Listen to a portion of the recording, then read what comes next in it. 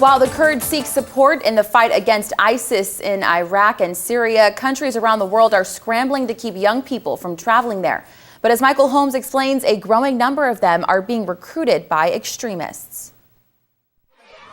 Teenage girls lured to Syria. Boys in military fatigues learning how to fight.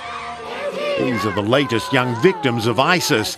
Experts say the terror group is increasingly reaching out online, targeting children, especially young women, like the 3 British teens who've left for Syria. We're seeing young women from across Western countries both expressing their support for and migrating to Syria now in totally unprecedented numbers.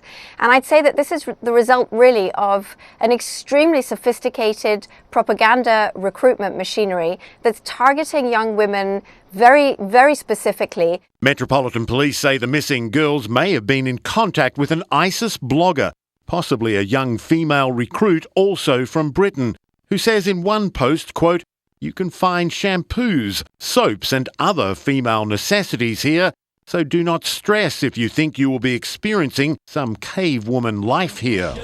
And not just teens. Experts say ISIS continues to use young children as pawns in their propaganda war. A newly released video showing boys in camouflage and ISIS bandanas learning hand-to-hand combat. The terror group calls them their cubs of the caliphate.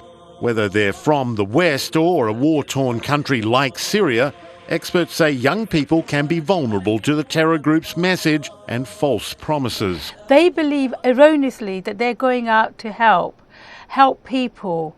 And they think that they don't think ISIS is doing anything wrong, because they think ISIS is doing and helping people in their sort of, warped thinking.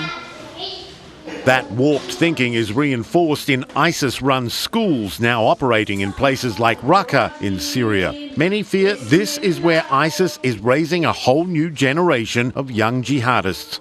US government officials say they are still trying to figure out how best to counter the ISIS message online. There's no question what we're combating with ISIL's propaganda machine is something we've not seen before. It's something we need to do a lot more work on. We're seeing 9,000 or 90,000, I think, tweets a day that we're combating.